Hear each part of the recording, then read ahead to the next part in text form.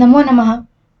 अ, एक लंबे अंतराल के बाद सुभाषित इस सीरीज को लेकर हम वापस आपके सामने आए हैं। जैसा कि आप सब जानते हैं, यह सीरीज उन सुभाषितों के नाम है जो सुभाषित हमें रोज की जिंदगी में मार्गदर्शक होते हैं, हमें सही गलत का एहसास कराते हैं और हमें हमारी संस्कृति के और पास लेकर जाते हैं। जैसा आप सबने थंबनेल में आज भी देखा होगा कि आज का भी विषय है महाभारत के सुभाषित, और आगे के कुछ एपिसोड में हम इसी विषय पर बातें करेंगे। महाभारत एक बहुत विशाल ग्रंथ है।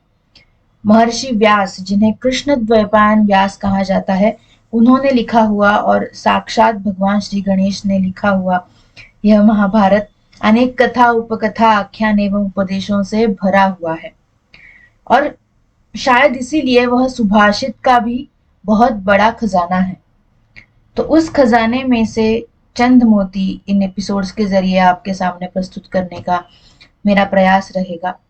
अनजाने में कई वाक्य हम रोज की जिंदगी में इस्तेमाल करते हैं, जो महाभारत में है ये हमें पता भी नहीं होता, या आश्चर्य होता है जब महाभारत की जो सर्वसाधारण एक कथा ज्ञात है, इसी के साथ इस ग्रंथ में हजारों ऐसे विषय है जिस पर बातें की गई है, और जो आज अगर उठा के पढ़े तो आज भी हमारे सामने एक अनोखा रास्ता खुल जाएगा, इतने वो काल सुसंगत है।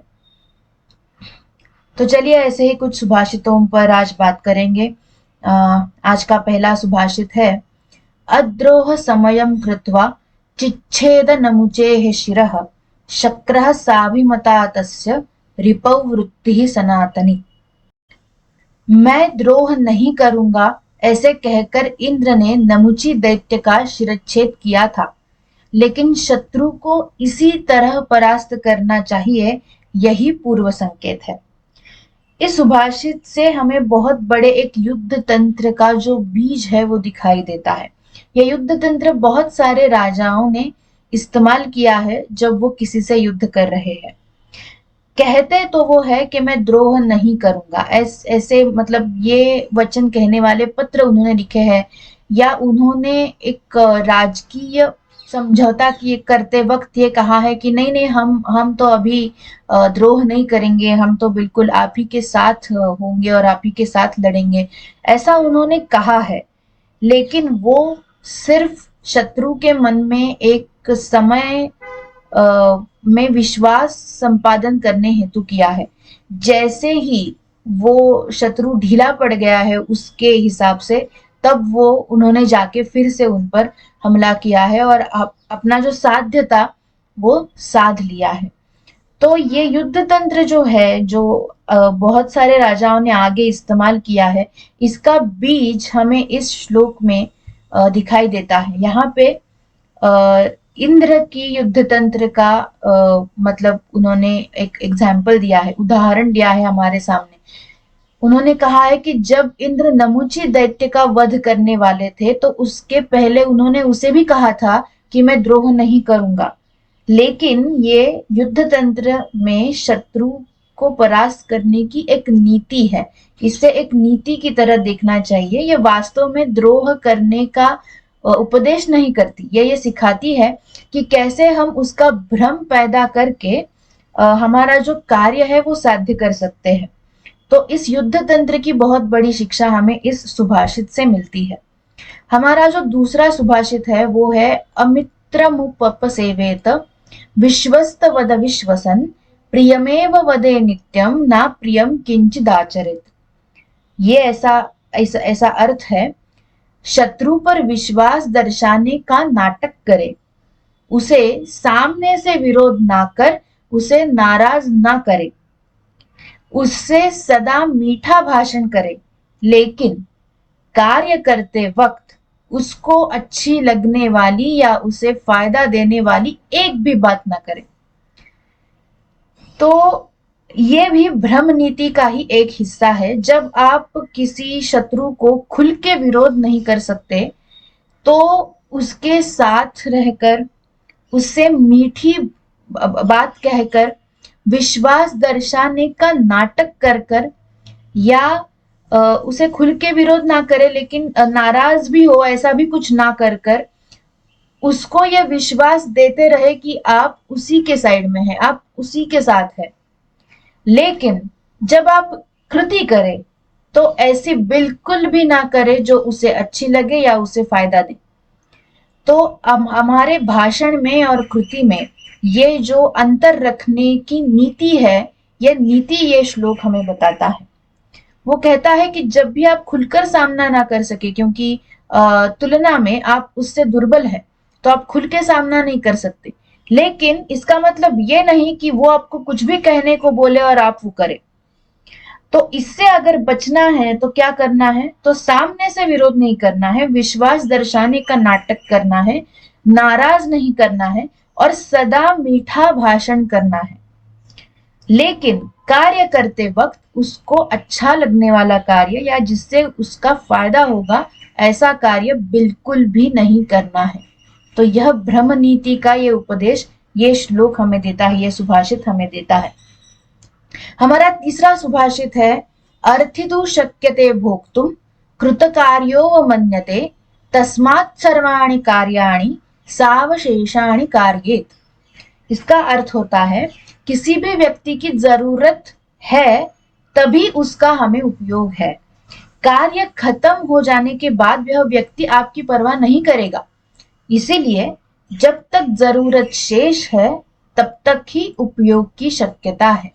तो यहाँ पे यह बताया गया है कि अगर मुझे किसी चीज की जरूरत है तो ही मैं तुम्हारे साथ आऊंगा और वो जरूरत पूरा करने के लिए तुम्हारी क्षमता की मांग करूंगा।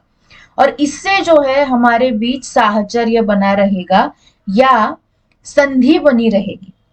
तो संधि या साहचर्य, इसका अधिष्ठान क्या होना चाहिए? ये युद्ध नीति भी हो सकती है देखिए, और ये बिजनेस स्ट्रेटेजी भी हो सकती है कि जिसकी जिसे जरूरत है उस चीज देने के लिए हम सक्षम है और हमें जिस चीज की जरूरत है वो देने के लिए वो सक्षम है। ऐसी स्थिति में जो है बिजनेस, जो हम कहते हैं एफिलिएशन या कोलैबोरेशन, वो संभव है। कब? जब क्षमता और संधि इसका अधिष्ठान रहे, इसका साहचर्य हो, तभी कुछ मतलब कोलैबोरेशन जैसा कुछ हो सकता है। और यही अगर हम युद्ध नीति की बात करें तो इसमें यह उपदेश दिया गया है कि कुछ कार्य ऐसे शेष रखने चाहिए जो वो हमारे बिना नहीं कर सकता, और अगर वो शेष नहीं रहे तो उसे आपकी परवाह नहीं रहेगी। तो युद्ध तंत्र में किसी कार्य को पूर्ण नहीं करना चाहिए, उसे हमेशा थोड़ा सा शेष रखना चाहिए, थोड़ा सा बाकी रखना चाहिए, जिसका फायदा हो कि हम हमारी क्षमता मतलब उसको हमारी क्षमता की जरूरत पड़े और वो हमारे पास आए। तो ये बिजनेस स्ट्रेटेजी भी हो सकती है और युद्ध तंत्र भी हो सकता है।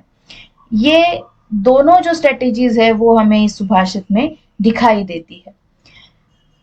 हम जब हमारी संस्कृति का, भारतीय संस्कृति का विचार करते हैं तो हम अक्सर हमारी संस्कृति के प्यार में ये भूल जाते हैं कि हमारे पूर्वज बड़ी ही समग्र तरीके से किसी विषय का अभ्यास करते थे।